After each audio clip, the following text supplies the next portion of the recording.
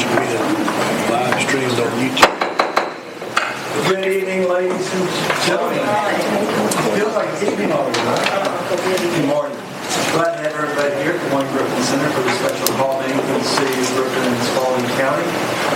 We're going to open up with Commissioner Tinsley leading us in invocation, followed with leading the pledge. Glad to go there. I would like to call to order this meeting for the Spalding County Board of Commissioners.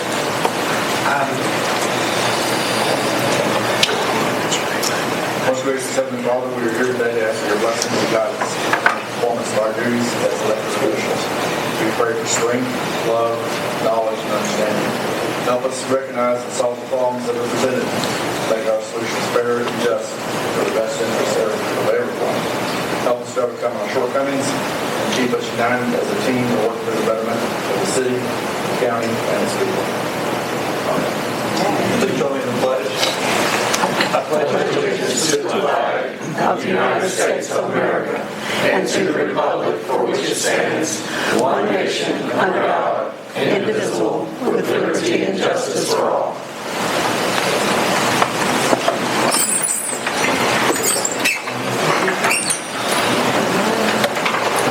Good morning.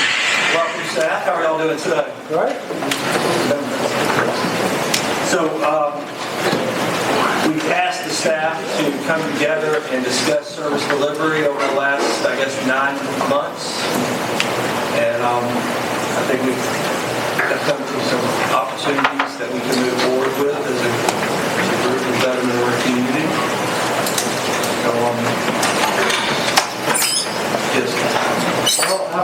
Well, Ms. Watson wanted me to remind you to speak up. We don't have microphones in every place, and I think we learned the last time trying to pass one around is kind of fruitless. So if you just speak up, we're going to try our best to get everybody's information and everything that's said. So, last year we decided that our service delivery strategy needed a little work, and like the good managers that Mr. Wilson and I are, we task our assistants with getting the service delivery strategy and going over each piece of it and see what issues we have, what updates we need. And Ms. Irizarry and Mrs. O'Connor have worked very hard, and I want to compliment both of them because I think they have worked extremely hard to go over each one of these items in service delivery strategy and to go over contracts both included and not included in the service delivery strategy to see what needs to be updated.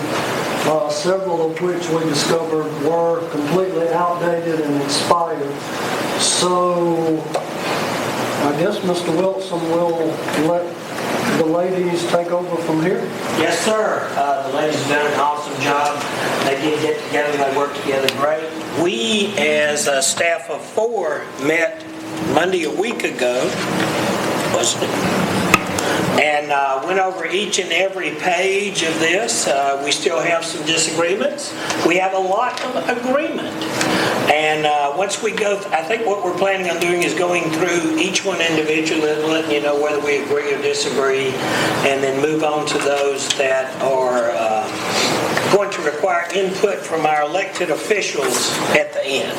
So with that, we'll turn it over to Michelle and Jessica. Surprise! They didn't know that, by the way, until we told them. So we're going to start with Parks and Rec? we'll start with David. Okay, well, let's just dive on in. On the screen before you, the first one we have is 800 megahertz. This is an area of disagreement. We have a sheet of paper. You have a hard copy of that. I can see. We didn't print them because it ends up being 300 pages. Oh, well, all right, no problem. You can't bring it up. It looks like it's focused. When you get my age. we're going to go through it, so I think most of what you need to be able to read, we're going to tell you. Can we push the microphone in front of the two of them so at least we can hear that part of the dialogue? Yeah, okay, thanks. I'll move.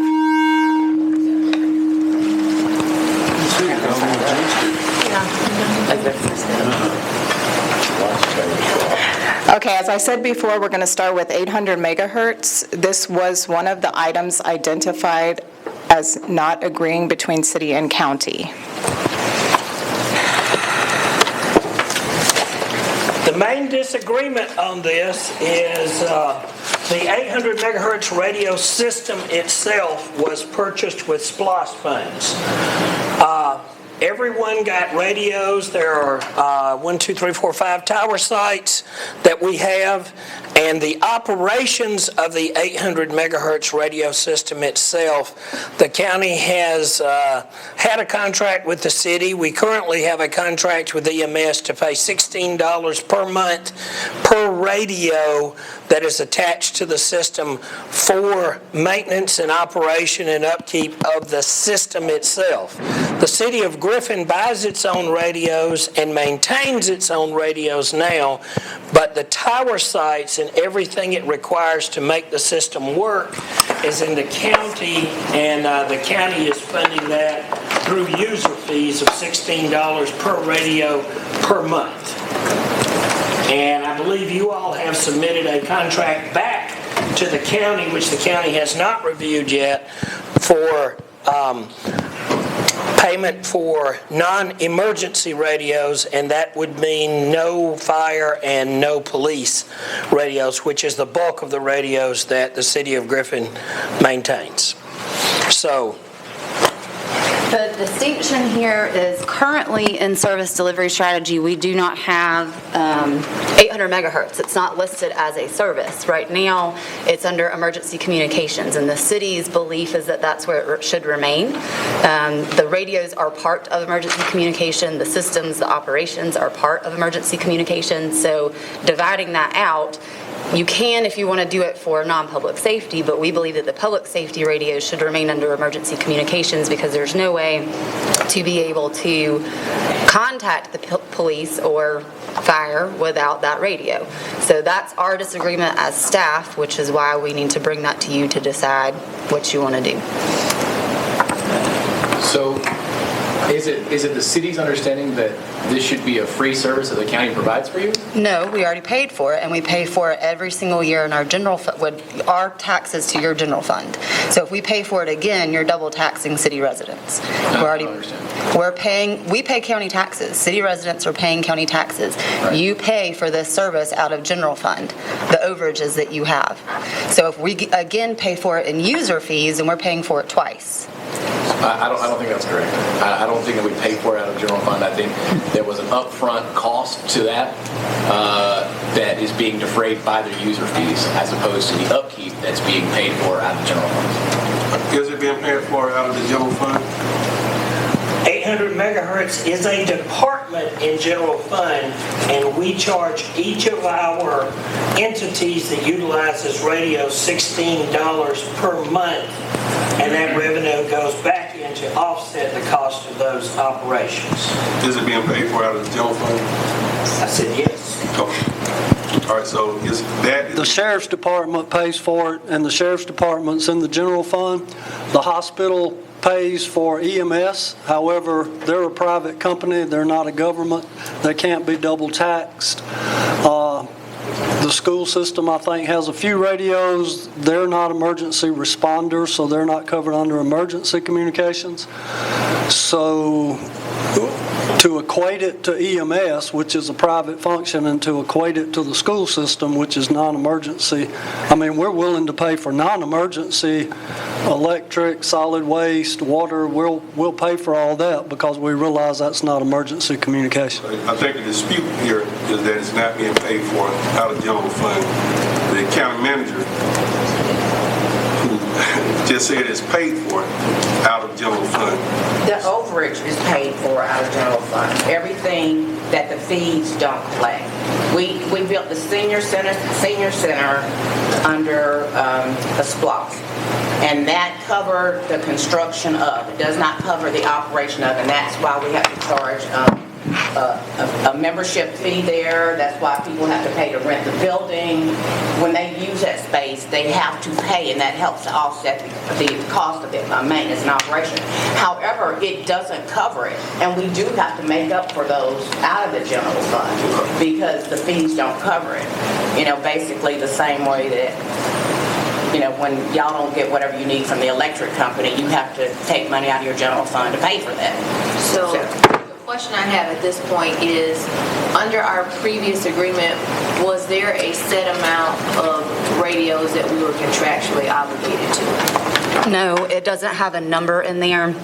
It said actually that we were going to get together, whoever the 800 megahertz communications team was back when we did the SPLOS, was supposed to get together every month and talk about who had how many radios at what point and when and what they were for, and of course that never happened.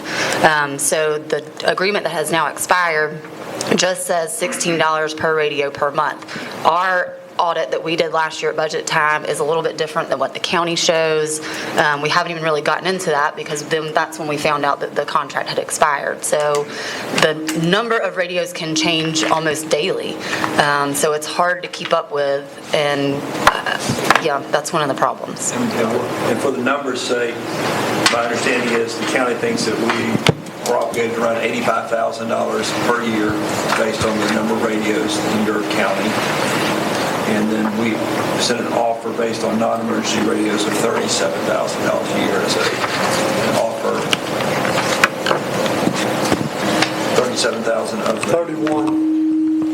31,680 in non-emergency. 31,680 of non-emergency versus I think that was it. the $85,000 the county felt. In the expired contract, the cost allocation method as described in 4, the parties agree the annual cost of operating and maintaining the county radio system derived from 3 distinct areas: infrastructure maintenance, warranty contract, tower site rentals, and utilities, as well as salary benefits of the system administrator, shall be reimbursed by the city based upon a fee of $16 per user device per month. This is the same methodology currently being used for the county's dispatch services contract with Spalding Regional Medical Center. And then the fees that are paid for cell phones and telephone bills, is that revenue coming in? Is that a separate? Yes, that is one thing that the city and county disagree on, is that 800 megahertz is different from emergency communications. Emergency communications, we do have a separate fund for that. That is when you pick up and dial 911. Those charges are put into the Emergency Communications Fund, and they are used only to fund the 911 center. Those of you who've been here long enough will recall that before 800 megahertz, the city had their Motorola radio system with radios and towers, and they paid for the maintenance and operation of those. The county had our Motorola radio system with towers and radios, and we paid for those. With the advent of the 800 megahertz system, we essentially merged the two together, and those VHF radios became obsolete, and therefore the city, who had operational costs for those radios, their operational cost went to zero. We did have an 800 megahertz communication group that met for over 1 year. Mr. Smith was there. I was there. There's some of you else. I think Brant was there. As I look out, I don't see anybody else that may have been there. But during that time, it was implicitly said at every meeting, and Kenny implicitly disagreed, but it was implicitly said at every meeting by me that the operational cost of the 800 megahertz would be shared by the users. Kenny disagreed at every meeting, correct, Kenny? Yes. And we disagree today. So, I don't know that you're going to iron this out today, and I don't think we intend to iron out anything today. This is the first time that my county commissioners have been made aware of exact details and things, and to my knowledge, this is the first time the city of Griffin has been made aware of exact details. And besides, we have a contract that you have sent back to us that the county commissioners need to review and decide on. So I don't I was not under the impression that we were going to agree 100% on anything today and take any votes, that this was a workshop to let you know where we are, to get some feelings out on where the city stands, where the county stands, and where we go from here. Can you repeat for me what you did say were the things that we agreed upon about the 800 megahertz? Okay. Before 800, the city had a radio system. Right. The county had a radio system. Right. We each paid for our operational costs, towers, maintenance, et cetera, et cetera, et cetera. All that went away and a new 800 system came. The equipment, the infrastructure, $10.5 million, radios, towers, et cetera, was bought with SPLOST money. Nobody ever talked about the operation of it during the SPLOST. After the SPLOST, we formed an 800 megahertz. After the SPLOST, we formed an 800 megahertz committee, and the committee talked about what brand to buy, what was the best, what we wanted, how many radios we wanted, et cetera, et cetera, et cetera. And it met for over a year. At that meeting, the county emphatically stated that operational costs would be borne by the users of the system based on their prorated number of units they have.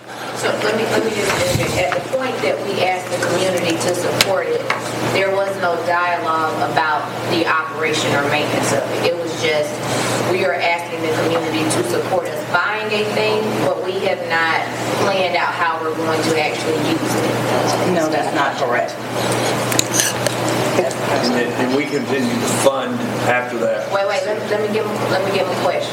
Because that for me is already where I'm like, is that what we did or did not do? That we only agreed to buy a thing, but there was no agreement about how we would use the thing at the point that we asked people to vote on it.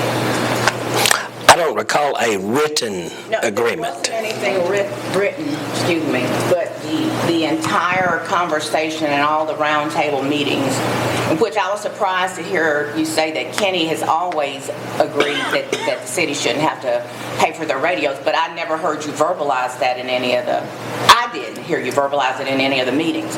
And I was there for most of those meetings, and so it was determined immediately that the SPLOST would pay for the radio system, but the groups who would use it would have to pay for the maintenance. And part of us thinking that the maintenance costs would go down was because we had thought that maybe Pike or some other surrounding county may also want to rent radio space off that, which would generate funds to help cover that. But there was, in those meetings, we did talk about the fact that how is it going to be paid for? And we said it would be paid for by the fees, the user fees.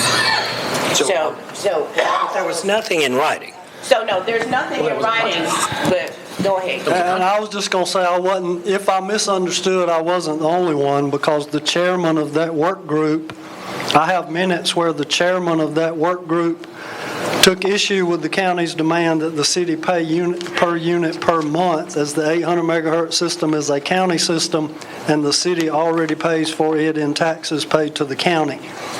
So the chairman of that work group back at the time felt the same way that I did, so I wasn't the only one that misunderstood. And who was that? Dick Morrow was the chairman of that work group. Okay. And just so we're clear too, this all started in 2008. We didn't have a contract until 2015, and that contract was only valid for 2 years because we said, we still disagree, but we'll come up with something for 2 years because we will revisit this in 2017 with the renegotiation of SDS. And we all know what happened then. We didn't actually renegotiate. We just said, got to keep our QLG, and so we'll just submit it as is. So the contract was 7 years after all of this started, and even then, we said at that time, we don't like it, we'll agree to it to make sure we can continue moving forward with it. But in 2017, we're going to hash this out, and now we're in 2020. But did we have so the contract was for us to pay $16 per radio from 2010 up into 17? We did back pay an amount. But once the radio system came online, the city willingly paid $16 per radio. I don't think we will. No, I don't think Are there any any minutes? You could have made your own Those radio station. conversations that you all had back in 2008, like I don't, there's no contract, was there any minutes out there that would maybe talk about what was actually said if those items, that's a big question the Corps is asking, so I'm wondering if it were discussed, it would be recorded somewhere, right? I'm not aware of any minutes of that 800 megahertz work. We weren't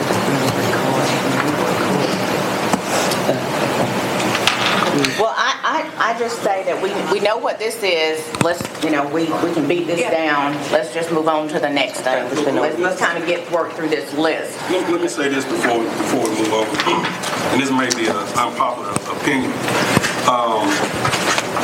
I don't see us meeting today as city and county as a separate entity. I see us all working for the taxpayers of our community, the people that live in our community. I just want to make sure, being a representative of city residents, that I can't leave here saying that I'm going to agree to double tax people that live inside of the city. We're already paying it. So if we come about issues that appear that the city's taxpayers are going to pay double, then I think we're going to have to figure out a way to address that, come to a stopping point, somebody to tell us where we are on that, because if not, we're doing what we've been doing before, just moving right over it.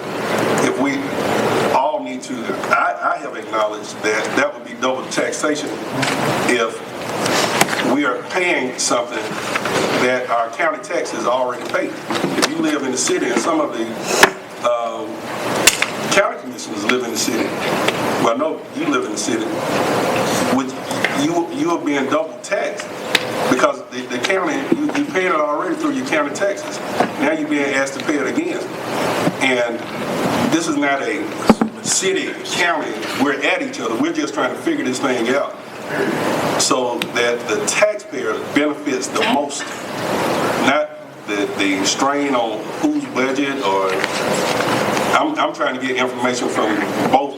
I've never heard Mr. Wilson's side of the story. I want to hear it. I want to get as much information as I possibly can so that we can give back to the taxpayers proper information that we, sitting as two boards together, are doing what's best for our community. So we can skip on that. We were supposed to have this meeting in 2017, now it's 2020. And this is the time, to me, that we need to figure out what we're going to do and get some people on the record as to, hey, this is what I'm willing to do, this is what I'm willing to live with. I think the staff that worked on this very hard by the amount of paper that I see in front of me, that we should be able to come to some consensus or at least go back and look at some of these issues real soon. I agree with what you're saying, but I don't think this we'll be able to do. We might be able to do it. I think we should move on and try to figure out whatever else is at hand too this morning. While we move forward with these, please remember that there's something called a level of service. The county provides a basic level of service. The city provides an enhanced level of service. Your fire department, your police department is an enhanced level of service. An enhanced level of services need to be paid for.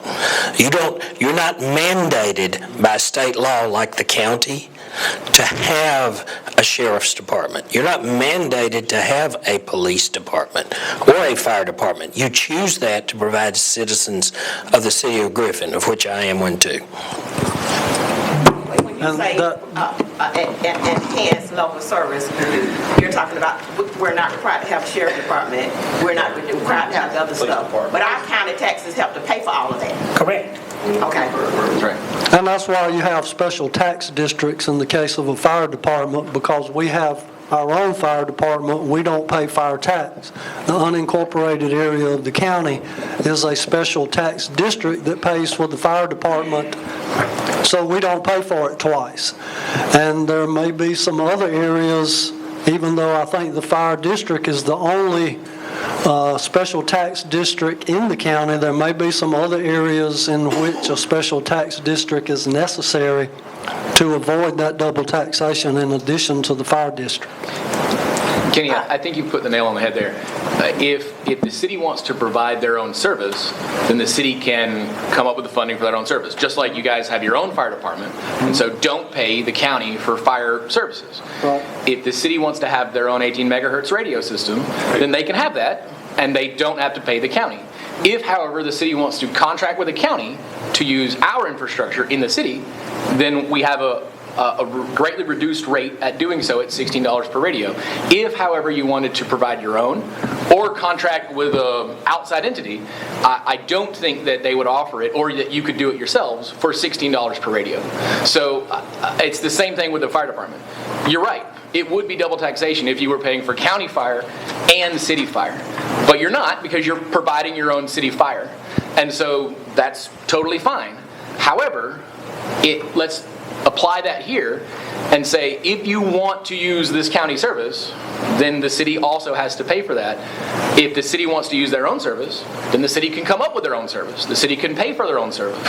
But to somehow say that your police department doesn't have to pay the same rate that the sheriff department pays, that simply doesn't make any sense. Well, some of what you say is correct, except that there are countywide services. So, which everyone in the county pays for. Yeah, you have countywide services that everybody in the county pays for, including city taxpayers. And our argument is emergency communications is a countywide service. We've agreed it's a countywide service. It's in the service delivery strategy since the beginning as a countywide service. So we shouldn't have to pay for that countywide service through our county taxes and then pay for it again through a user fee.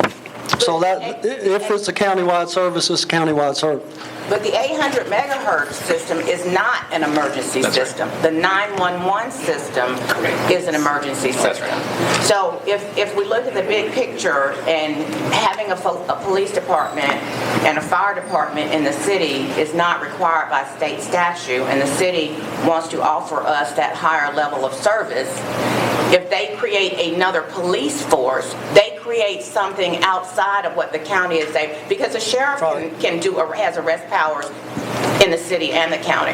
So from where we're sitting, when you add your own fire department where the county has fire already, you're adding an additional service. Mm-hmm. So you're becoming an additional user other than the regular part, or the regular county, the services that we provide. So that's the side that we're sitting on, that while you say that it's an enhanced service, it's already being provided for by the county. And when you ask for something more, then there is a user fee associated with it. I live in the city, and I have a user fee for picking up my garbage, picking up my trash, all those things that we get charged user fees for, but I still pay my city taxes. So even though I could take it to the collection centers for free. But I'm just simply saying the user fee is not a foreign concept. So having to be able to use the megahertz system to provide an enhanced level of service means that you're doing something extra outside of what the county is normally providing. Okay, so I agree, but the 800 megahertz system is not an enhanced level of service. No, our argument is it's part of emergency communications, because when someone calls 911 without a radio system to dispatch public safety, you don't have emergency communication. I mean, to think that there's some other way to dispatch in an emergency other than a radio, I mean, it all rolls into one After they're pot. dispatched, they drive to the site. Mm-hmm. The county doesn't pay for your cars. You pay for your cars. When they're there, they have utility belts and uniforms. Mm-hmm. The county doesn't pay for those utility belts and uniforms. You do. I agree. That's not the radios that you have to pay for. It doesn't make any sense that some outside entity would have to come in and pay your radio fees. That doesn't make. If the sheriff's department has to pay for these things, the police department has to pay for these things, the EMTs have to pay for these things. Why would one department get it for free when everyone else has to pay for it? That doesn't make any sense. Kenny, well, the sheriff's department is paying into your general fund, so they're basically paying you. As I mentioned earlier, the EMTs are a private company, so they're not covered by double taxation because they're not a government. And the school system, if they have any radios, are not emergency responders, and we don't argue that we don't pay for emergency responders. Our argument is you can't have emergency communications without a radio system. Just like you got to have phones and chairs for them to sit in and microphones for them to talk into. Radio's a part of the system. The cars are not, their guns are not, because that's not communications. You don't communicate through a car. You don't well, I guess you can communicate through a gun, but normally Hopefully not. the radio is part of the communications, and that's the argument that we just disagree on, and that's okay for us to disagree. Kenny, we ever considered having a mediator step in? Because it seems like we agreed to disagree. We haven't even hashed out what we like, if we can just go through the whole thing so that we can know what's on the table. And I think maybe one thing to remember, just sort of overarching through this process, is right now, this is a requirement that the law has for governments that want to be a qualified local government. We all agreed on this in 1999, again in 2004, again when we've made some updates in the past, and DCA says, okay, the cities, and Orchard Hill and Sunnyside are somewhat a part of it, the cities and the county agree, so that's really all they care about. We can agree to disagree and still decide, we don't agree that 800 megahertz is emergency communications, or we do believe that it is. We can say, okay, regardless of that, this is what we want to do for our agreement and move forward for service delivery purposes. It's not that everything is going to be a right or wrong answer. So just keep that in mind too. So let's move on to the next item. The next item is administration. And currently, we don't have any disagreement on administration. Well, we might. Okay. I'll let Kenny explain what he means by we might. Well, there are parts of administration in the county that's paid for out of the general fund that are used for administration of things that are double taxation. Like part of administration is administration of the fire department. So there could be a portion of administration that would need to be separated out. So we don't necessarily agree that 100% of administration should be paid for as a countywide service. And Mr. Smith, for the record, the county does indirect cost accounting and does charge the water system, the 911 system, the fire department, and any other fund for our portion of administration. I do not know that we actually discussed that because when we went through it, administration was not an issue. Okay, so is it a major issue or a minor issue? It's a minor issue. All right, let's move. The next one is adult and juvenile probation. This one is updated from, or we're recommending that we update it from what we had in the past because it just listed it as though it was in Superior Court or in juvenile court or state court. What we failed to take into account is municipal court does have adult probation as well. So although it is an overlapping service, it is an enhanced service in municipal court. Both of those adult and juvenile probations are paid through contractual relationships. So we're going to add the Judicial Alternatives of Georgia contract and mention that municipal court, which is why you see the other checked on E. So this one is changing from what we have, or we're recommending that it do so from what we have currently on file as part of our SDS, but we don't disagree on it at all. So what is the crux of what you just said again? Say that again. We never took into account that municipal court also has adult probation. We don't do anything with juveniles in municipal court, but there are certain crimes that you can commit in the city of Griffin that could go to state court, could go to Superior Court, could go to municipal court, depending on the severity of the crime and then which officer decided where to put it. So for example, if you have a possession of marijuana, if you're arrested in the city of Griffin, the police department could bring you to municipal court or they could take you to state court if it's a misdemeanor possession of marijuana offense. If that's the case, then we would put you on probation here, and we had not accounted for that in the service delivery strategy. So we just needed to update that to say, right, yep. And one thing we've done throughout the agreement is that we have added SPLOST and grants. You may recall that we had to add Okay. SPLOST and grants to, grants especially to the SDS for funding for CDBG grants that the city got. So we have taken this time and gone through every unit, and if we thought it would ever be funded by a grant or ever be funded by SPLOST, we have put that on the second page, which tells where the revenues come from to pay for this service. That's just something we did throughout the agreement. On that other page right before, it says, yes, there is overlapping, but I think that is an actual legal necessity that because of the overlapping jurisdictions And that's what we explain in the Yeah, next. that's what we put in the next page. And the fact that these are just updates, you don't need anything, once again, from us today. You're just letting us know that you're updating it. Okay. Okay. Moving on. Next. Next is airport new. We separated airport new as opposed to airport current, which is named 6A2.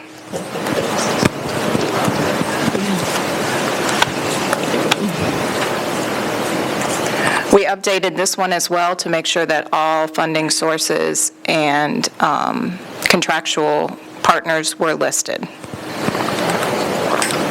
Oh, so you've listed it out as everyone who's going to provide funds for the new airport is like separate as opposed to one. Right, and we also made sure to list the couple contracts that we have, and there's a couple that you'll notice that you may not, it doesn't make a lot of sense, and it's only because these are automatically fillable forms, and so the rest of the language isn't showing up there, but it is once you submit it. Yeah.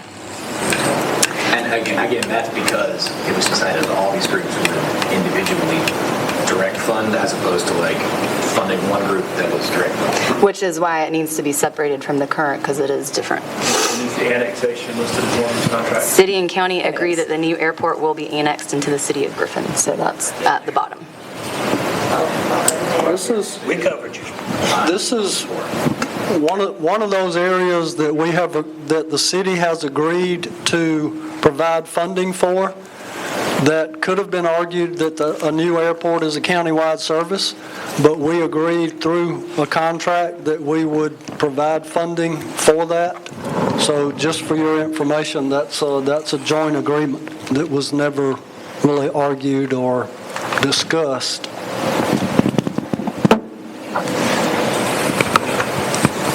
Ready to move forward? Okay, so the next one is Airport 6A2. And this was updated as well.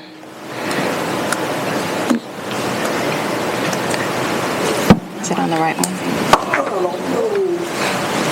We're missing somebody.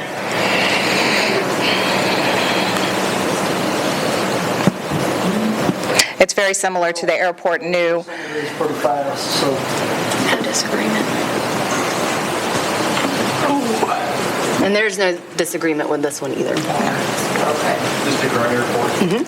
Yeah. We wanted to make sure to put 6A2 instead of current, because once we are moved, we don't want to have to update it just for that and have confusion as to what it actually references. So the new airport will not be called 6A2.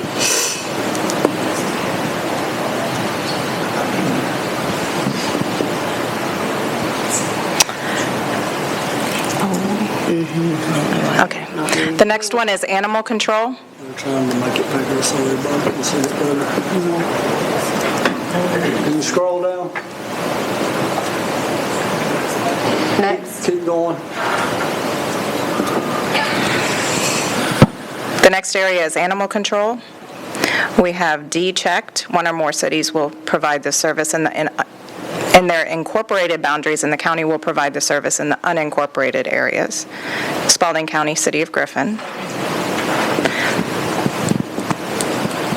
And it also lists the funding sources, including general fund, user fees, SPLOST, and grants.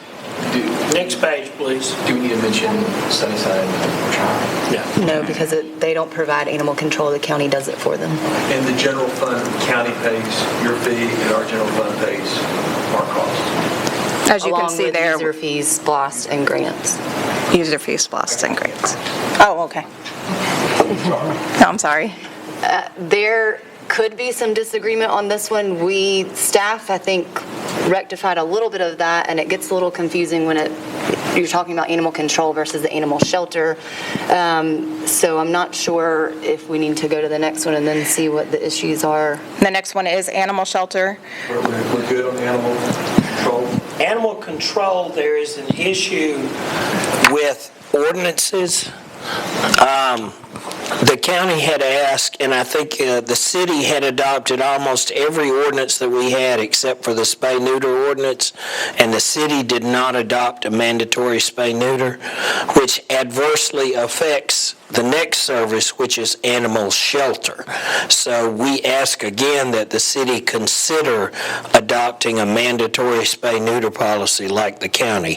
We have seen a very good reduction in numbers in the county from the spay-neuter program, and you may or may not be aware that the new shelter and our existing shelter, we're working towards a no-kill shelter, which is 10% or less.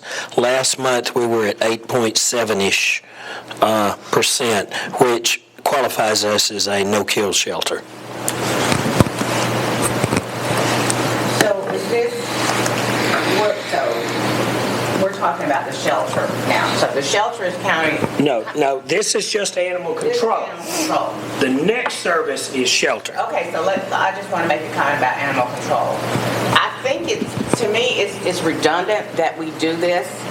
And if the only difference, if I understand, in the city is that the city has a leash law and the county has an animal restraint zone.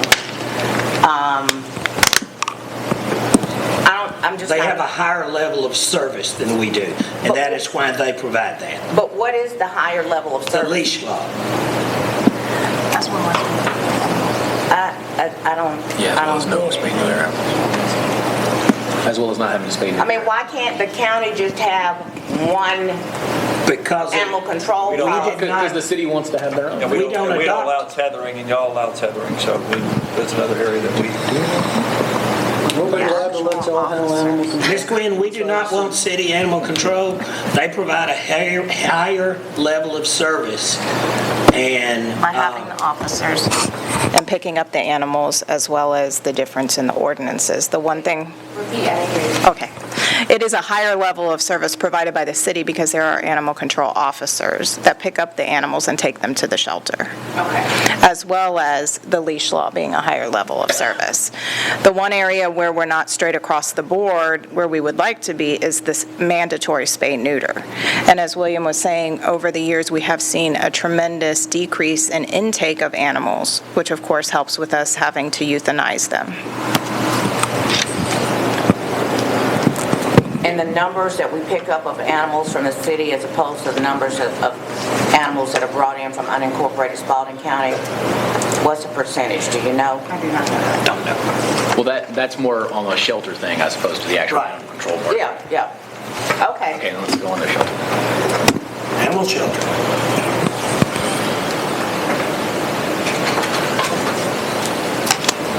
Currently, this is a county-wide service, and that's what we're proposing it stay. There isn't any unnecessary or overlapping services because it is county-wide, and it is funded through, scroll down, General fund, user fees, SPLOST, grants, and donations.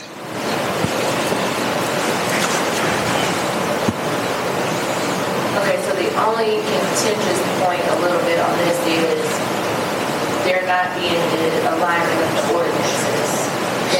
That's on the animal control. Right. On the animal shelter, But the misalignment on the animal control side costs the county money on the animal shelter side because we don't get the grants or whatever because some of the animals that get brought there aren't mandatory spay-neuter. correct. The only disagreement, and it's not really a disagreement, we would like to see the animal control officers help us clean the shelter and help us euthanize. Back when, many years ago, they actually did help and assist us to do that. They stopped, I believe, when it came under police department or many years back. Can't really remember. It would help us with on-call and some things like that, but that is the only thing we talked about, and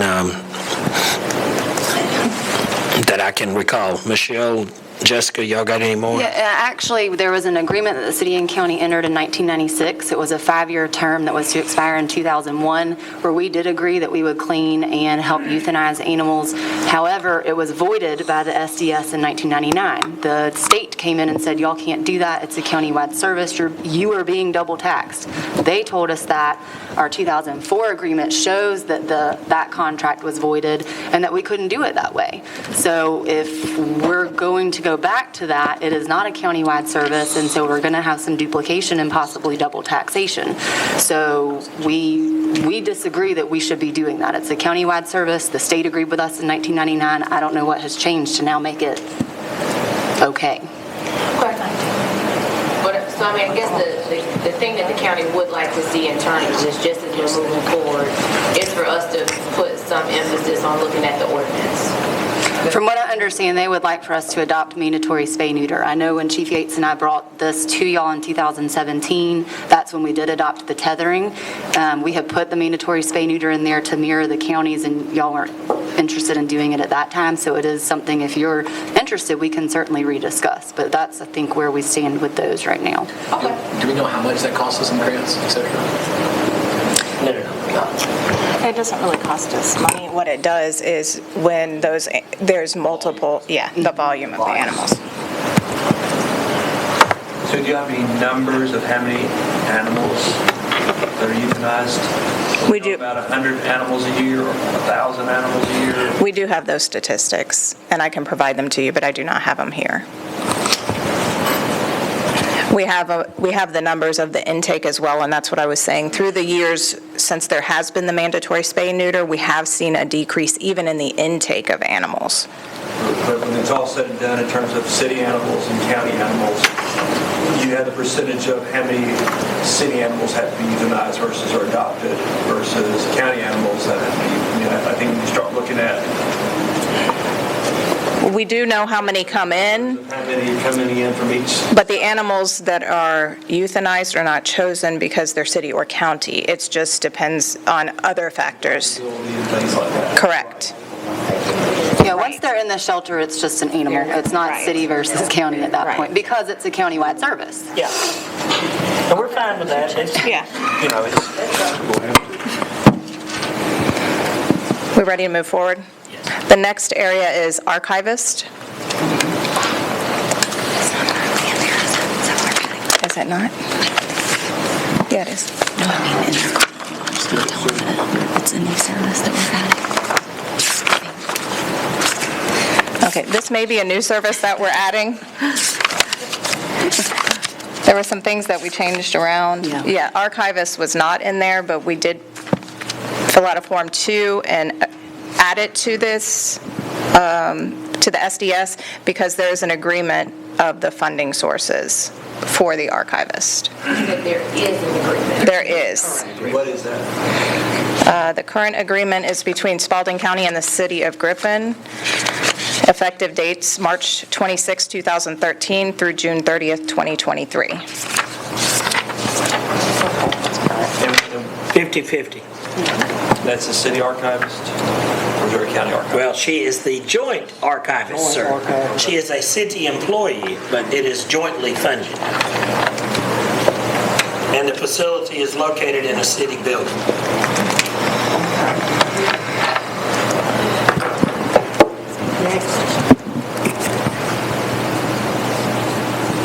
Next is city police.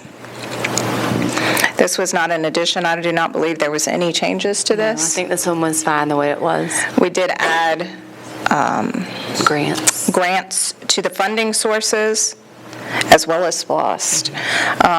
There is an agreement that automatically renews, and there is a supplemental to number 2 for this one. And it is the City of Griffin and Spalding County have found some overlap of service areas between the City of Griffin Police Department and the Spalding County Sheriff's Department do exist. However, the provision of law enforcement services by the City of Griffin Police Department represents a higher level of service by the City of Griffin, which is permitted by OCGA 3671.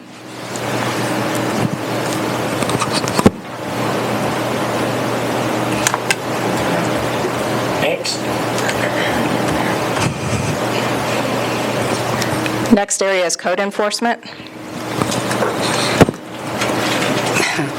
This 1D is the county will provide it in unincorporated boundaries and the city will be in its incorporated boundaries. Right now it says no, there are no overlapping service areas, unnecessary competition and or duplication of this service.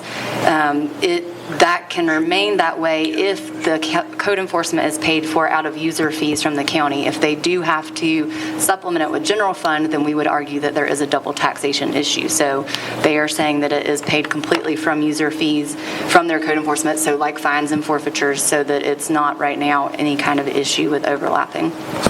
And one of the reasons for that is since our code enforcement officers are deputized, they are able to write tickets for no-through trucks and things of that nature, as well as there have been some tent cities that we have gone through, and there have been very high fines put to those.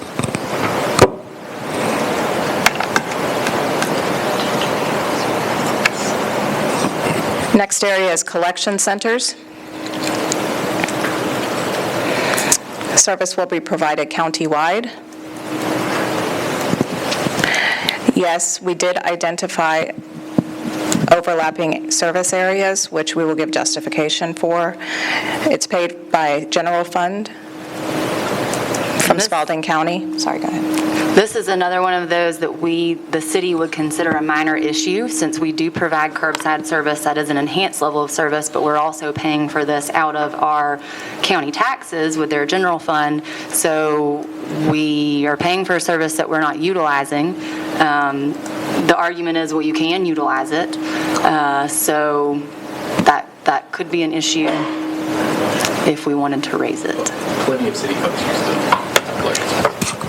A lot of city people, I would say, did use the collection centers until the change has been made where you can't take bulky waste, because we wouldn't accept that either without a fee, or that you could take an unlimited amount of yard debris, because of course we charge the special handling if you're over that limitation as well.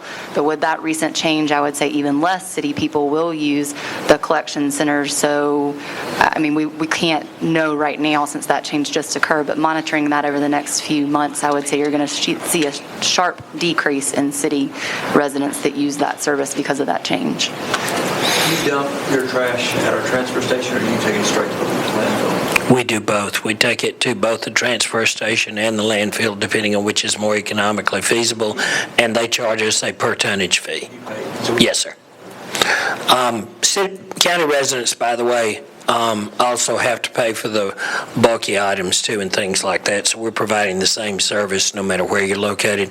But one thing that has happened that just hit me, and I don't know that we have a written agreement, Jessica or Kenny.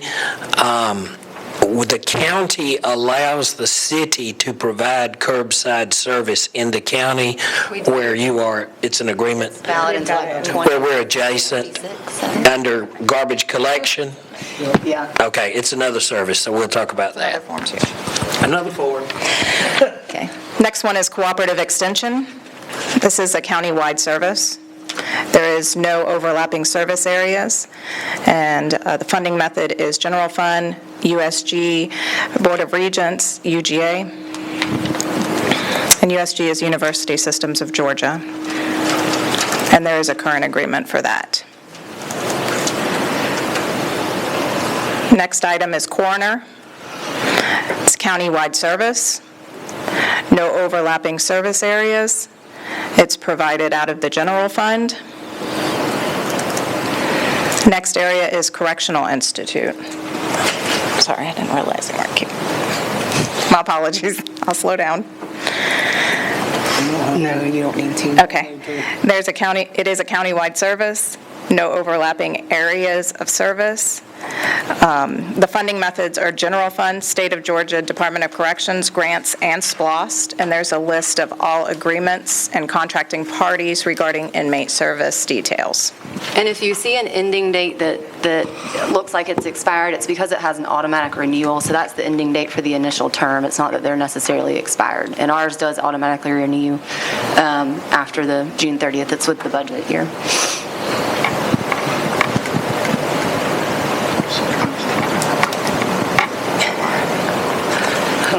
Scroll down, please. Okay, municipal court. This is one that is added. Again, we had delineated court with all of the other courts and had left out municipal court, so this is a service that the city provides only within our incorporated boundaries. There is overlapping service areas, but that is okay because it is that enhanced level of service and a service that we provide to the municipality.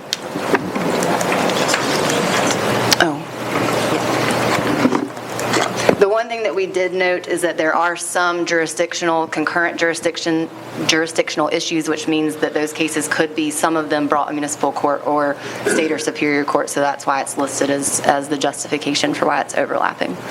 There's also the opportunity for something that starts municipal to go to state or superior.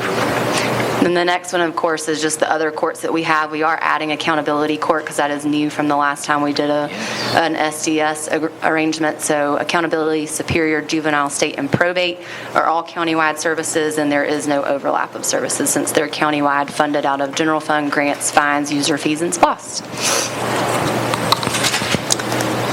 So this is the one that Mr. Wilson mentioned a minute ago. This is curbside solid waste collection.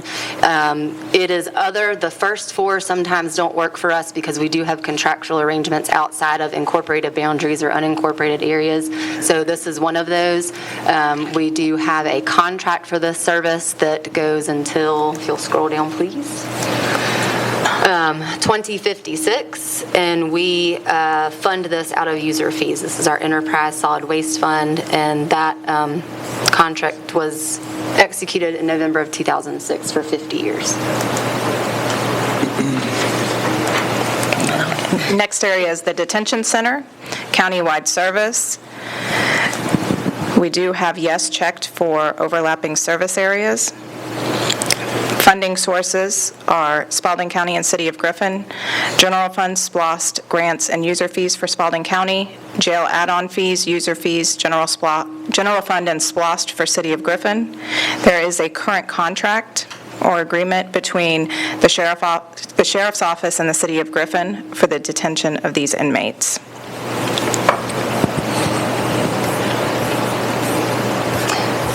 I think we've already addressed this one enough. It's sort of either included in 800 megahertz or it's not, so we'll just keep going.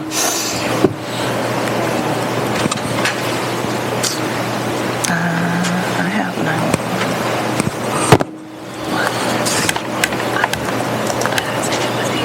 Oh, okay, got it. Next one is Emergency Management Agency, Homeland Security. It is a countywide service. There is no overlapping service areas. It is paid by Spalding County through general fund, grants, impact fees, and SPLOST. I'm sorry, Emergency Management, Homeland Security. Next area is fire protection. We do have D checked for Spalding County and City of Griffin. Sorry, did you want to say something? Well, yeah, this is the one that we sort of already mentioned, that we have a special tax district for the county, and unfortunately, somehow, I think it was just a clerical error in the SDS arrangement that we have on file with DCA. This and the sheriff's office got messed up, and so we are correcting these so that it actually shows what is funded. So if you'll go to the next page. Ms. Teresa, if you'll go to the next page, please. Thank you. It's fire district tax, insurance premium tax, grants, impact fees, and SPLOST. The city's is paid out of general fund, SPLOST, and grants. Right now, for some reason, it's completely backwards and has the sheriff's information, so we are going to correct that. And there is an automatic aid agreement that we just reached in last fall that will extend through 2024. And that's just so that if a fire gets too big, you can call in the others. Well, and even now, if there's, like on Carver Road, you have a fire department or fire station right there, and there's city limits right there, so if you can get there first, then you will go for us until we get there, and then you'll come off or whatever the case, and vice versa. Yep. The ultimate protection for the citizens. Yes. The next area is Griffin Spalding Development Authority. This is a countywide service. No overlapping service areas. It is paid through Spalding County General Fund. However, there is an opportunity to levy up to 1 mil of ad valorem tax.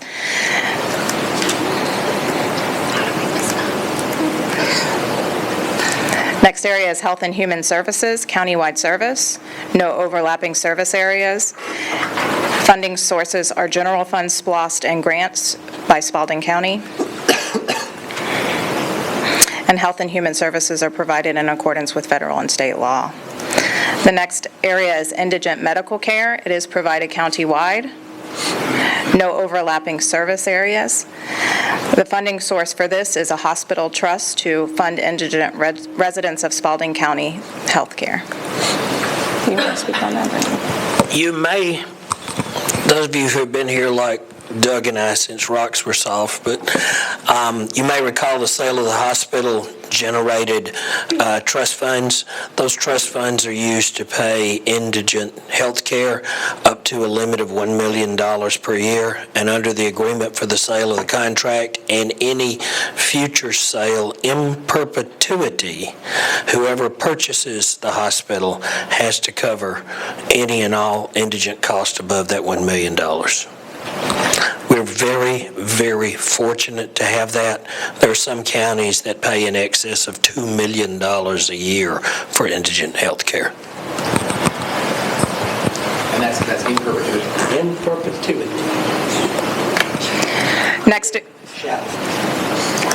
Next area is library services, countywide service, no overlapping service areas. This is funded by Spalding County through general fund grants, impact fees, and SPLOST. Next area is parks and recreation. Oh, boy. So this is one of those that we obviously, I think by our reactions, disagree on. And I don't know that the four of us necessarily disagree, we just don't even know where to start. There's a lot of different services that are provided by the county. There are some services provided by the city. There's always been talk about closing the pool, closing the golf course. This is really what the county does. They're the best at Parks and Rec. We need to let them do this. We have expired agreements that have to be addressed because there are buildings and infrastructure of the counties that are on our property without agreements for that to be the case. Yeah, those are just lease agreements, right? They're just not lease agreements. Operational agreements, just No, lease agreements. Just lease agreements. So we got to know where y'all want to go. I want to do whatever we got to do to make sure that children in Griffin and Spalding County that don't have private pools or access to a private pool have a public pool that they can swim. That's where I stand on that. So whatever we as two boards have to do to make that happen is going to be county building an aquatic center, or taking over our current city pool, or taking over all recreation, whatever is going to help us to achieve that for the citizens that we represent inside the city and in the county that does not have a public place to go swimming.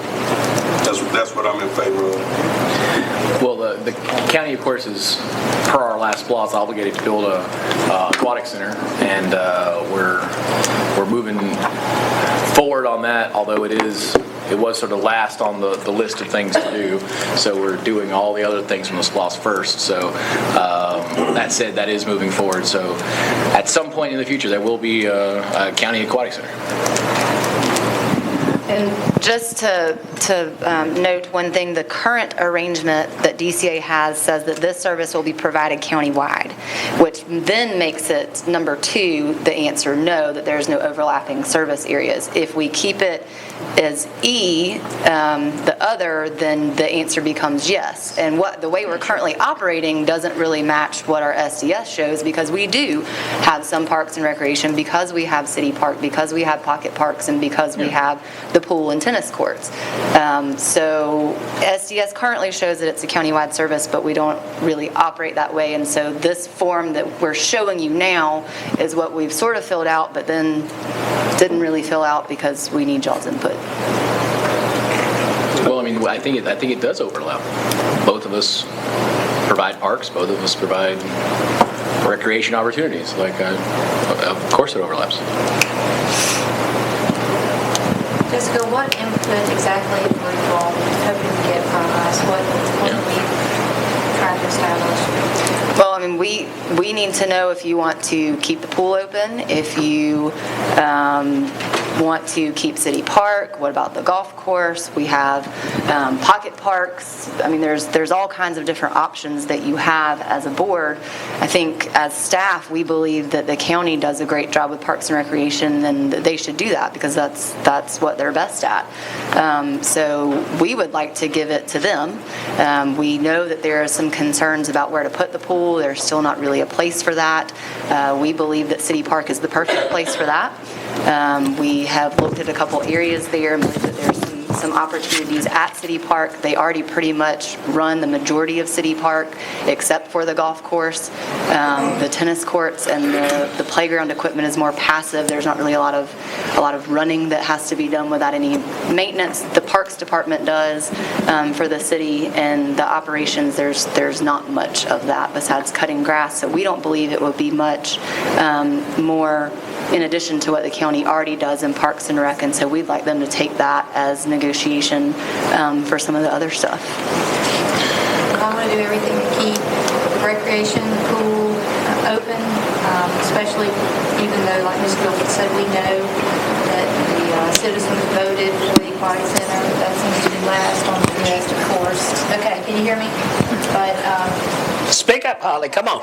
so my position is that I know that you all are going to build.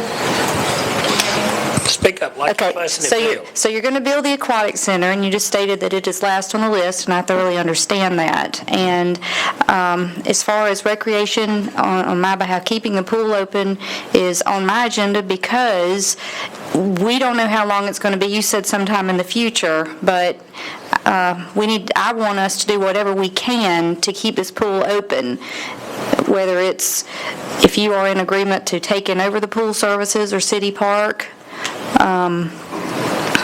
I know we haven't really talked about the details on the budget issue, but where, Mr. Wilson, where is your position or the board as far as City Park and the pool? Okay, yeah, he really doesn't have. Okay, your board, Ms. Gwynn. I agree that I agree that the city pool should remain open. I mean, I was very, not upset, but surprised that you guys are considering closing it. But I do agree, I think that recreation should be under the county because we do it better than anyone else. I think that if we were to make some arrangements to acquire City Park from the city, I think it would be a gem for the entire city because it is almost 200 acres of green space in the middle of the county. Plus, there's also redevelopment in the area, access to the hospital. However, with all that being said, there's always the issue of how will it be paid for and how will the transition happen. So I think from where I stand, I don't have a problem at all with the county taking on the responsibility of parks and rec in this community. But I think in order to make the transition, we really need to talk about numbers and money.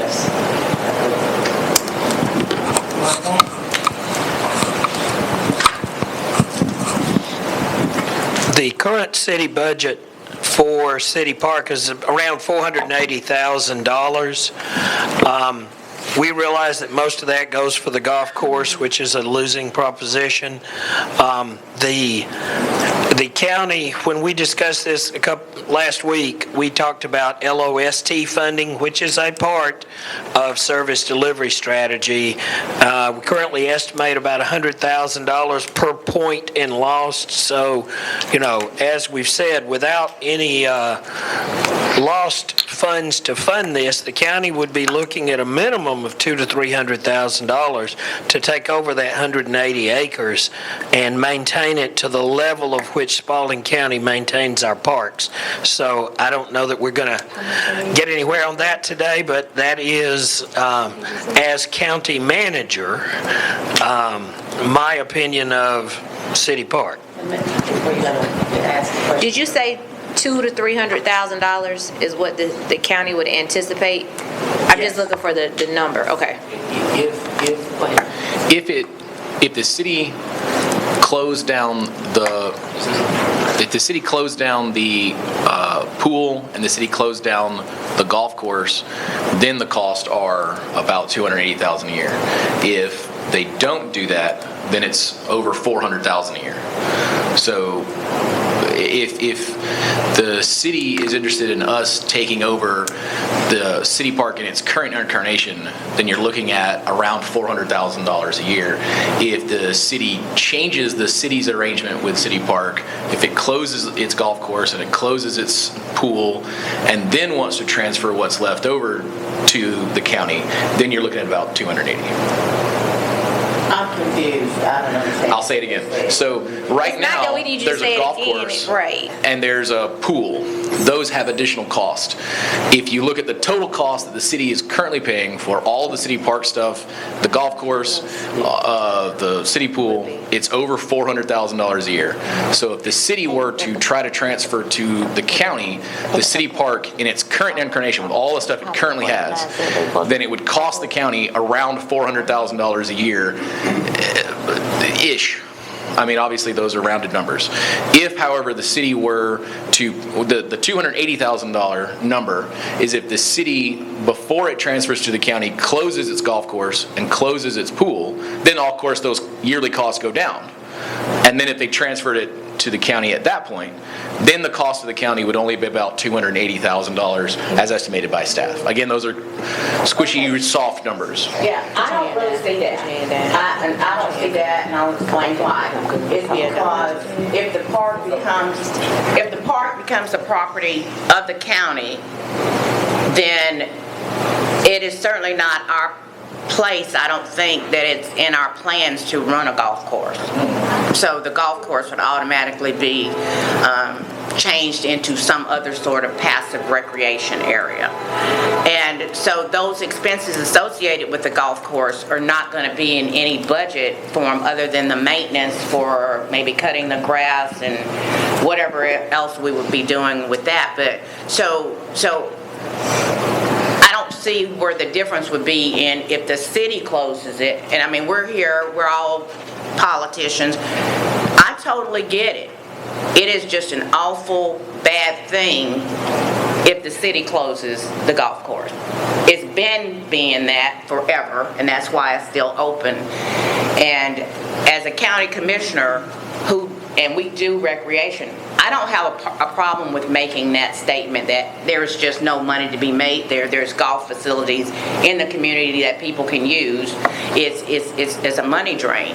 So asking the city to close the pool, which I'm totally against closing the pool. There's no access for either the high school swim teams, the local rec swim team, plus the actual recreation aspects of it. So I definitely don't want to see the city close the pool in order to transfer that property to us if we're able to do that. I mean, it's about the continuity of service and care. There's an expectation from the citizens that that service that has been here for however many years is going to continue to be here. Then you have old people like me who remember that the pool was closed up by the city in the 60s. And even though a lot of young people don't know that, there's people like me who know it, who have a heart for that pool does not need to be closed up until there's another facility available or until someone can repair it and make it usable more to the entire community, to the entire county. My position is the fact that in 2016 we voted for a SPLOST. My concern is that the pool, the aquatic center, and the heritage projects, who were voted on by mostly minorities and people that use the pool, were put on the agenda to be the last thing handled. The last thing taken care of is 2020. The county does not even have a site for a pool. So I heard Mr. Dutton say, well, we're going to get it when. That was why the city we were so encouraged to try to encourage people to vote for the SPLOST and support the SPLOST, because back in 1916 we were looking at the same thing we're looking at now. all the money that we're having to spend every year for the pool. We're not in park and rec business. We don't have employees that do park and rec stuff. So every year we're running around trying to have, I think the pool is in the public work department. So we're having to try to come up with how to hire somebody to run the pool, come up every year something goes wrong with some of the tanks or whatever it is in the pool. We're having to do this every year. We're not in the park and rec business. So the city shouldn't have to be doing this.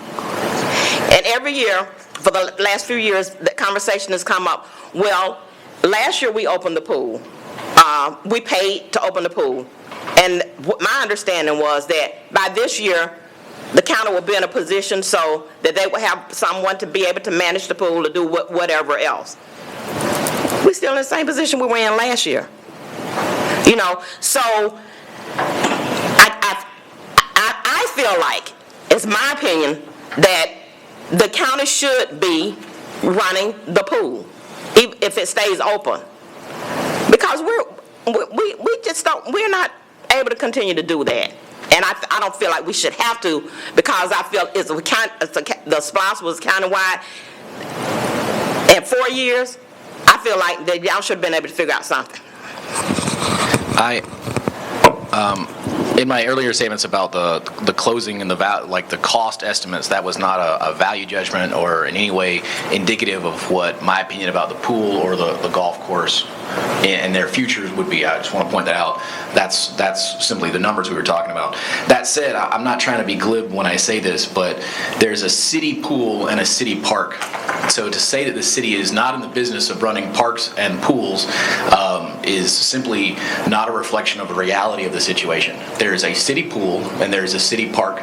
So to say that the city doesn't do those things does not reflect the reality of what's happening in the city of Griffin. That was part of the confusion with service delivery, because Parks and Rec, under the current service delivery, Parks and Rec is a countywide service. So then from our standpoint, to have city park and tennis courts and pool is Parks and Rec. So if it's a countywide service, then why are we doing it? You have had a lease on Fairmont, which is city-owned, and we've leased that to you, even though that lease has expired. Right. You had a lease on Volunteer Park, which has expired, but that was an agreement during Parks and Rec. You do Fairmont, you do Volunteer Park. You lease a large portion of City Park, ball fields, gym, skate park, all of that portion of City Park has been leased by the county. That lease has expired as well. So it's kind of a conglomeration of stuff where somehow when we reached an agreement on this service delivery strategy, it was a countywide service, but it really wasn't a countywide service because we were still in the business. So it's been kind of confusing. And that's what I'm saying. If you want to get out of that business and turn the city park into the county park and turn the city pool into the county pool and all the parks into county parks, I'm not categorically against that idea, but the idea that wouldn't come with all the money that you generate to take care of those, so that we could continue to take care of those, obviously that doesn't work. If you want to transfer a lot of the services that the city currently provides, then the money that the city currently uses to take care of those should also be transferred. So again, I'm not... You want to double tax the city residents by them paying county tax for Park and Rec and then paying additionally to maintain... The city has chosen to provide extra parks and extra pools and extra stuff. If the city wants to do something extra, then they can. There's no extra pool. Okay, so let me get... It is an extra pool. Okay. It's the city's pool. Hold on. Finish, Mr. Doug. If the idea that somehow the liabilities can be transferred without the benefits to the county, then the county can't maintain the high level, and you guys all admitted, of the standard that we have for Parks and Recreation. We do our Parks and Recreation correctly. We do it physically, as far as the numbers go, we do that very well because we planned for it, we thought about it in the future, and we created a situation so that our parks are sustainable and affordable. If the city has run their parks in such a way that now they want to get out of that business and transfer that, as you guys said, that loss that we can't take anymore over to us, that's okay. We can probably do a better job. I think you guys have all said that today. That said, there's money that goes along with those things. We cannot simply just take on your liabilities. What are you suggesting? Right now, the city spends $400,000. Hold on just a second. This is not going to be a back and forth. Let him finish and then you can talk. So, go ahead, finish your thought. Right now, and we're not talking about the pocket parks. Obviously, those are more. Just City Park alone, the city spends around $480,000 a year on the upkeep alone of that park and the running of that park and the services involved with it. If the city wants to transfer to the county that liability, then it should also transfer 4 to 5% of its current loss funds, that the city uses to pay for those costs to the county. 4 to 5% of the loss. Okay. 4 to 5. You done? Set. Commissioner Ward, Can I, you want the mic? so if you remove the golf course out of that $480,000, it's $180,000. If the city removes that, I'm not voting to fire him. None of that's right. Okay. It's not right. Who wants to speak? Anybody besides Kenny? Oh, I got a microphone. Here you go. Yeah, you go. Can you provide us with some actual numbers? Here they are right here. I got parks total, operationally, is $406,000. Now, we share personnel with the golf course, and we also maintain 5 Pocket Park, Raymond Head, Turner Street, 3rd Ward, Ashford Place. So all of that is in our parks budget. So we would still have to maintain those pocket parks because all of that is inclusive in here.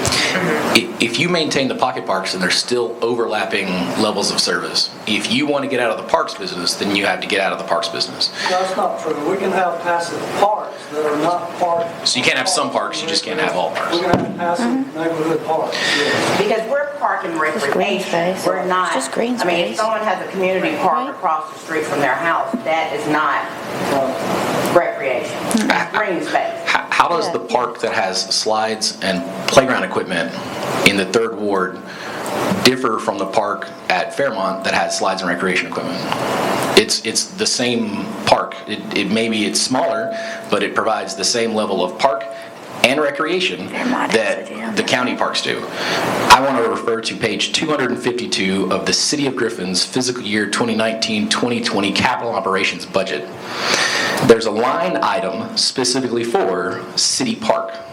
Now, they also have a bunch of other line items, but just the city park for fiscal year 2020 approved is $461,530.58. That is a specific line item for the city park alone on your budget.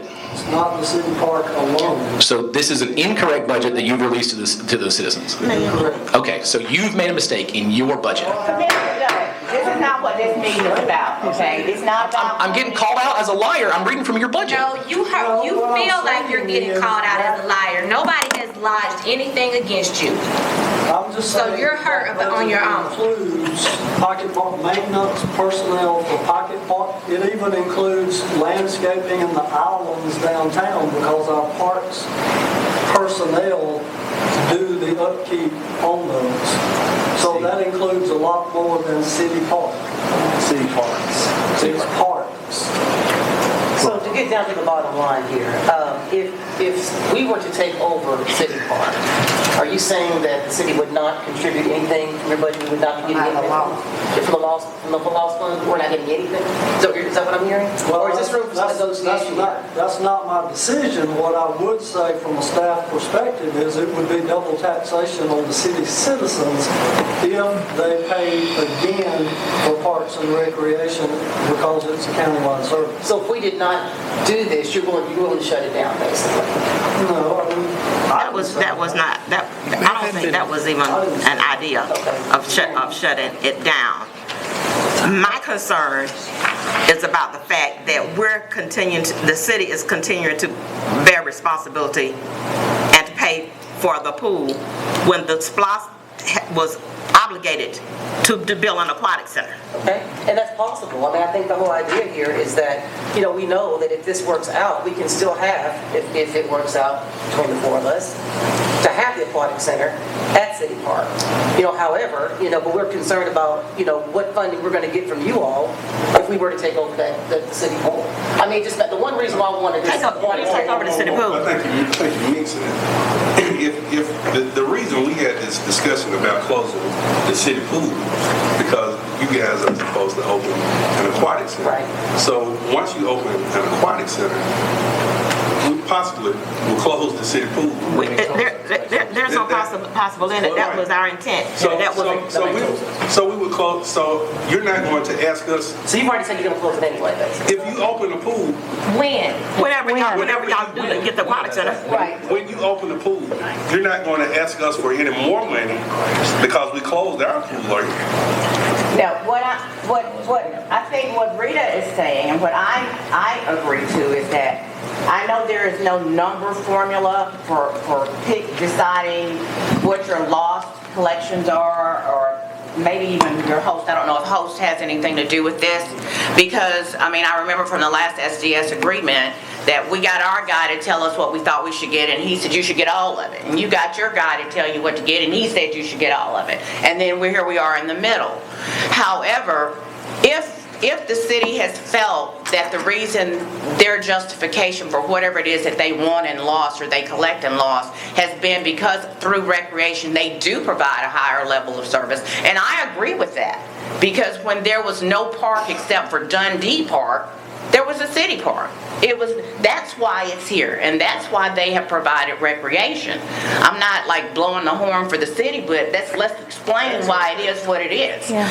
So our concern is, we think we can do it, but are you willing to look at those numbers and make some adjustment in your lost collections to allow us to be able to take it over, keep it running, and run it right? Yes, the aquatic, now, Cynthia, you said the aquatic center is supposed to be done. The aquatic center was a pay-as-you-go. The SPLOST is 6 years, we're only 4 years into it. You are absolutely right that the Heritage Park was a bonded issue, and it's not completed. And it's our fault all day long. I don't stand up and not say that. It's not even started. But I'm simply saying, if it is a pay-as-you-go project, and you're 2 years out from the project, you cannot expect us to make that money be there to complete the pool if the money is not there. And it's not necessarily because we don't have an issue. And I'm going to say this to kind of go get what Mr. Dutton said. He looked at our budget and pointed out to what we were putting here and there. Spalding County could have made the aquatic center a priority. That was y'all's choice to put it on the end. Now these people from the swim team and everybody else, the children, and we're saying in the community that don't have anywhere to swim, everything else was more important than that. So y'all put that on the end. So it's not our fault that we should have to continue. The largest amount of money to be collected. That's why it was on the end. It would take the longest to collect the $4.5 million that was going to be required to build the aquatic center. Okay. Can I address Aquatic Center for a second? Yes, please. All right. There are roughly 20 people at this table and up here and back here. I guarantee you, if I ask you to draw an aquatic center, there would be 20 different aquatic centers. Nothing has been agreed to on what an aquatic center is. Let me tell you that if we build a an aquatic center with a competition pool, those kids who come to city pool, quote unquote, are not going to get in it because it's 5 to 8 degrees colder than the pool they're accustomed to. It's also deeper. So we have to decide as a group, what are we going to build for an aquatic center? Are we going to build 1 pool, 2 pools, 3 pools? There's folks out there at the senior center I go to every day who think that we're building a therapeutic pool where they're going to be able to walk into it and do exercises. That was never discussed. Okay, so when you say those children, are you talking about the swim team children not going to be able to, because they're not accustomed to that? The kids who Those use children it for recreation. Pools for competition, the swim teams, they're used to a cooler temperature because that's what they perform in. But anybody to use it as a regular recreational, go learn to swim, don't be afraid of the water pool. Okay, so you said that nobody has been able to draw, the 20 of us want to be able to draw it. So was 20 people able to draw the pickleball center? What? Okay. I'm just saying that the county is, Monday night, we're going to have a conceptual plan from Paragon Engineering for where we could place the pool on the lakes at Green Valley. The county commissioners did move ahead with that. Since that time, there's been a lot of discussion about City Park and then this closing of the golf course and actually putting the pool somewhere physically on the golf course. There's still lots of things out there, but no matter where we put it, we still have not as a group decided what kind of pool or pools we are going to build. Okay, I'm gonna leave this with you from my constituency and the people in the area that I talk to. Even the idea of putting a pool out at the industrial park, it basically equates to in 1960 when the city covered both of the pools with dirt. And if you don't understand what I'm saying, we'll discuss that later. So what I would like, so that we can go onto the pool issue, I know I don't have 100% support of my board, but if the county would take on the pool as a responsibility this year, we have in our budget basically through the end of this budget year, which is June 30th, we've already got budget half of this year funded, and the county picked up the other half and hired the pool director and started getting acclimated, thank you, to the being in the pool business. Since you are going to be in the pool business, I would love to work out a negotiation on that. In regards to the rest of City Park, if you take out the budget, line item budget for the actual running of the golf course, then the amount of money it takes to run City Park isn't the $400,000 or $480,000. It's a lot less. And if it means us figuring out how much, and maybe not on the loss side, but on a annual basis, weaning off of the amount of money that we spend on that line item as being partners over a 2 to 3 to 5 year period, as lost revenues keep coming in on both sides for the city and county, is there a compromise that we can come to take it bite by bite and work through the process? And that's what I would like to see us look at doing and basically say, what do we have to do to get to the pool where the county takes responsibility this year? The rest of City Park, we set a goal of July 1 of 2021. I think that's reasonable. Yes. And that's what I'd like. So county say, hey, let's split the cost of the pool this year. You've already got $40,000 budgeted through the June 30th, and we'll pick up the rest of it this year and take over, because you're going to be in the pool business in the next couple of years. It gives you an opportunity to enjoy the opportunity. And then we look at the rest of City Park, and we set a date, whether it's July 1st of 2021. If the cost you $20,000 or say $250,000, every year we look at a way that we help fund you until we wean ourselves off of that assistance and the double taxation side. I think we got to work these things. To me, we need to be looking at taxpayers of Spalding County. And for us to sit here and this county is not equipped by tax purposes to have run 2 pools. It's definitely not there for a golf course that has never made any money. I don't know why that's got to even come into the thing. I don't have a problem with doing something with the city park pool till that pool opens up. Yes. For the swim team, for artistic people that's using it, because I've had several calls, people that's called and used it. But other than that, this county cannot afford 2 swimming pools. Well, that would close once, the whole goal is the current. But to me, they can close all the city park, y'all can keep it up, because you're talking probably $150,000, $250,000 just for equipment and people to keep that grass cut at City Park. You gotta have 2, you're gonna have 2 crews, inmates, I mean, there's a lot of money tied up in it. Sit down and look at the numbers. Just not only that, but the equipment you gotta have. You know, these are things you gotta look. The taxpayers of Spalding County have been bled to death by the county. For the last 2 years, we've raised property taxes. Something's got to draw, and that includes people in the city too, because they got their taxes raised too. We cannot compete with law enforcement because we give them a raise. They go to Henry County and they give them a $5,000 to $10,000 a year raise to Cobb County. People are going to keep leaving. So, you know, we need to sit back and look at what the people in Spalding County can live with and afford, because the people that pay taxes here are not going to be able to afford to stay here. Some of them are already leaving.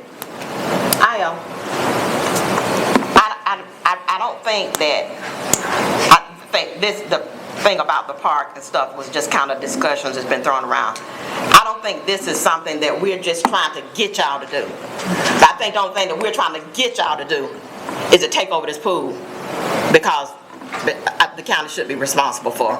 Corey, I don't have a problem with taking it over till they get the new pool open, because of the situation with our swim team. We're going to liquidate that swim team if you close that pool.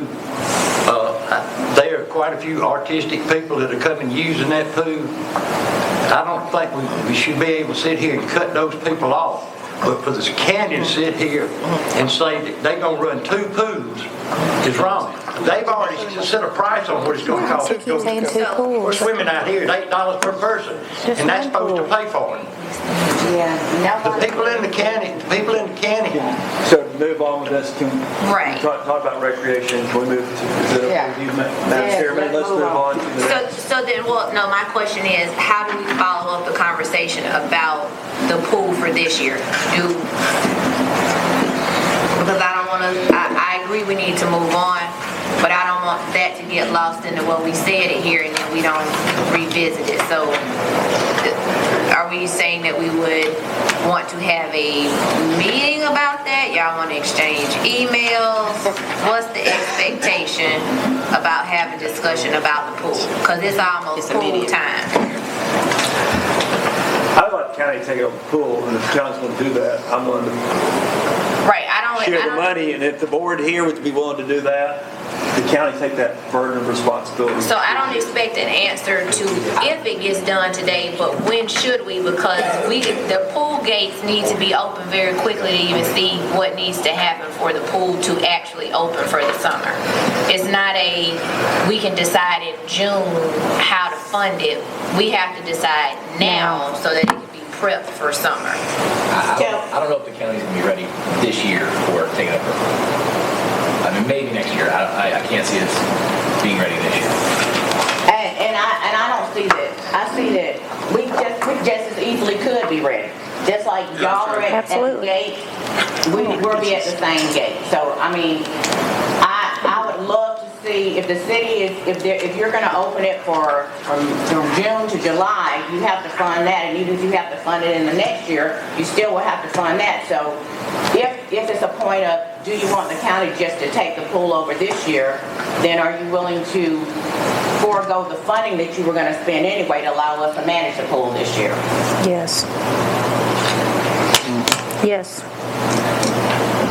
You're talking about 100% funding of this year? Right. My offer was to Not- fund it through the June 30th fiscal year, and then y'all pick it up in the next budget for the next half of the year. I know Like what- 50/50. I know what you're, I don't think we're going to reach what an I'm agreement. saying. I think we should let staff discuss it a little more. Where does staff stand? Where does staff stand with We this? don't discuss the Yeah, they've already discussed it, and we pretty much know Staff that. recommends 2022. City staff does not. Of course not. Fiscal year 2022. Hence the problem. Take it over the pool. But I don't, No, you're saying staff wants to budget for the pool in 2022. correct. But we're just getting ready to start budgeting for 2021. Right, which would mean we take it over July 1, which is not what is recommended.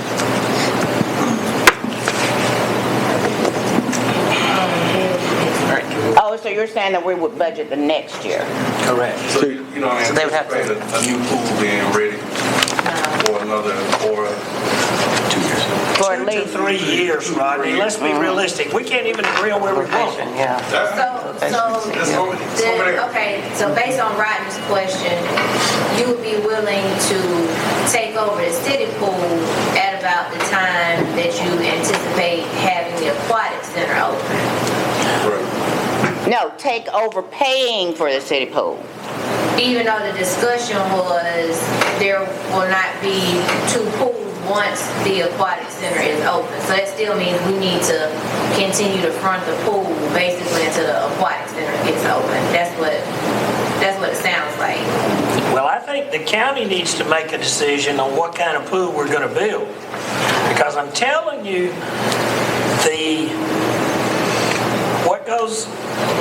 what people are expecting is totally different than what we We could budgeted for. build. So I don't think the county should make any commitment to the city to take over anything until the county decides what kind of pool we're going to build, period. Mr. Wilson, weren't there blueprints or plans? No, ma'am. There were no cost estimates, there were no blueprints, there were no plans, no, ma'am. So it was just placed on the SLOSS ballot and no one had an idea? It's the same thing with Heritage Park. We budgeted $1 million and some change for Heritage Park, and when the engineers came back, they said $7.2 million. And so if you wonder why Heritage Park hasn't been built yet, it's because we budgeted 1/7 of what it's going to cost. Again, I say we because now I'm on the county commission, but that was long before I was even, had returned to Spalding County. So now, instead of looking back and trying to, draw on the rearview mirror and try to correct things that we can't, we have to look forward into the windshield, which is much bigger than a rearview mirror, and say, this is the way we got to go.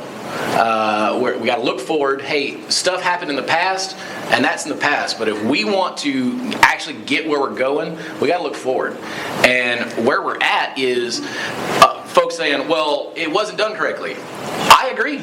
And I wish my predecessors had done it correctly. I wish they had better cost estimates. I wish they'd had a better, already had the design plans. Hey, this is exactly what we're going to build. And now we have this much budget and everyone thinks we're building the Taj Mahal. So, that said, this is the reality of where we are, and we've got to move forward towards it. So I think that we can get where we all want to go, but I certainly think there's wiggle room for where the city wants us to be as far as the pool and stuff.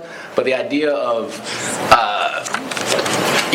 just handing over, certainly I agree with Bart, and I think everyone is in agreement that we shouldn't both run pools at the same time, and definitely there should be one open at the same until it's open. So yeah. So in the sake of moving forward, what it sounds like I'm hearing is that the city does not need to expect any involvement from the county in the near future in the pool, the operation of the city. We don't have the votes for it, so no.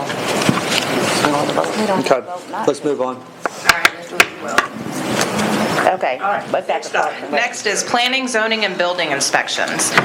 Now, I do apologize, C and D are both checked on that page. It should be D. I will correct that this afternoon.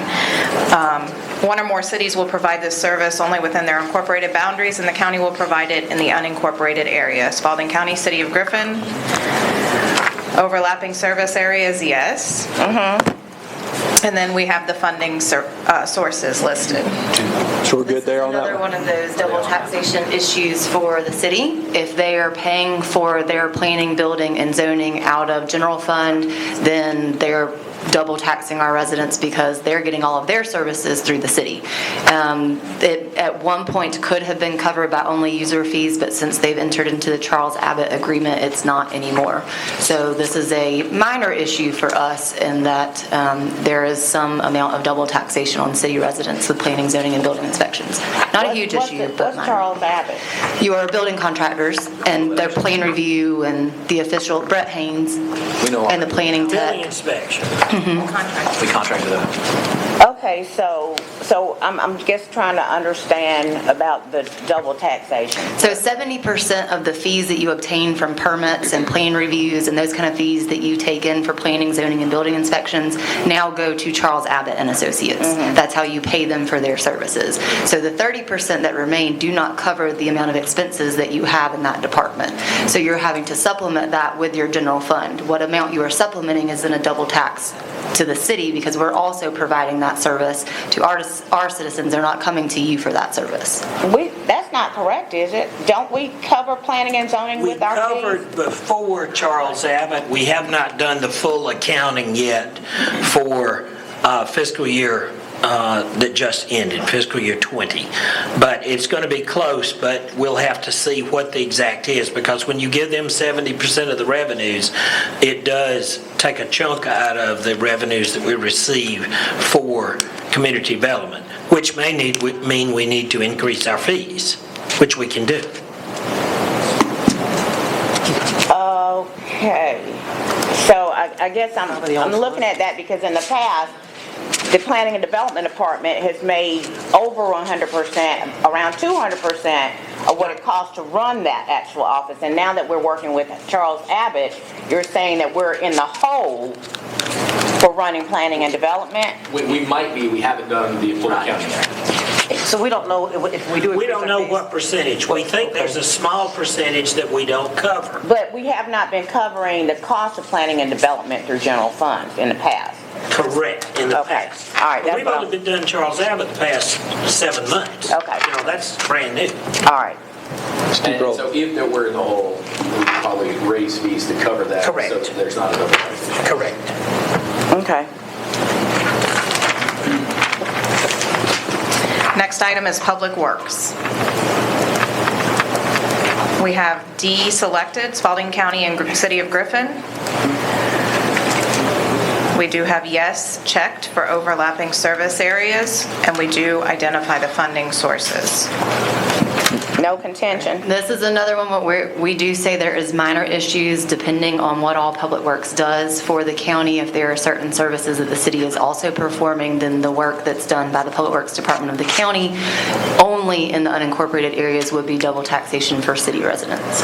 But again, we don't think it's much, but it's a minor issue. And we disagree with that theory. Right. Okay. Let's roll. Which is stated there. The next area is sewer. Which one should be? We just resubmitted this to CDBG. We did make a change to the funding method, even since we just resubmitted it to show enterprise funds. We're in agreement there? Yeah, this was one that we just resubmitted to DCA. So is there anything in this that covers where our service area is? No, There is a map. That is in the wastewater management plan that we are currently updating. Okay.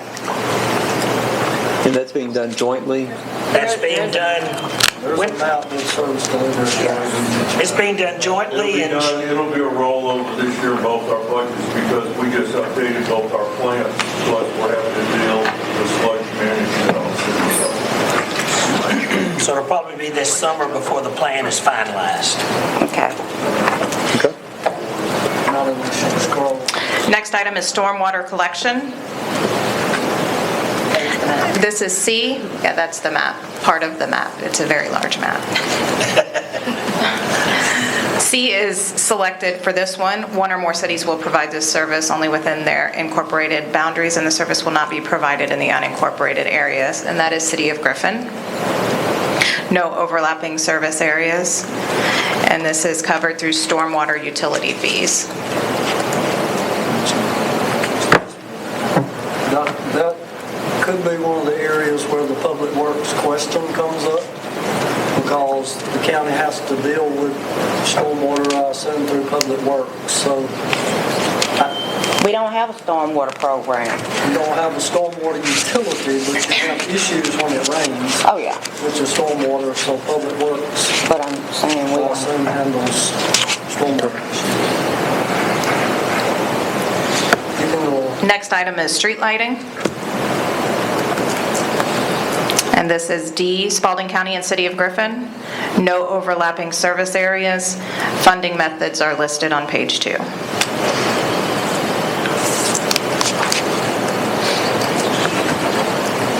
User fees. All the county streetlights are paid for with streetlight districts and assessment on their tax bill. And we don't have issue with that. Okay. Next is tax billing and collections. Service will be provided countywide. There is no overlapping service area. However, we did include the agreements down at the bottom with the different municipalities.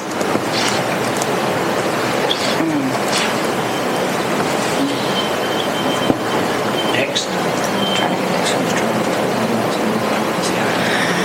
Next is voter registration and elections. Countywide service. No overlapping service areas. Funding sources are listed on page 2. For Spalding County, it's general fund, grants, and SPLOST. For City of Griffin, general fund, and City of Orchard Hill, general fund.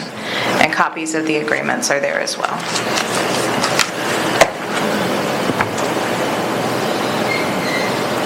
Okay. And then the next one is water.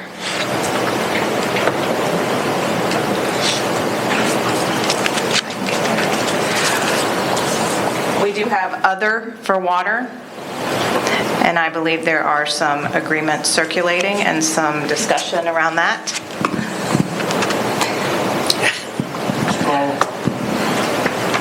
The Water Authority is working on a response to the City of Griffin for a contract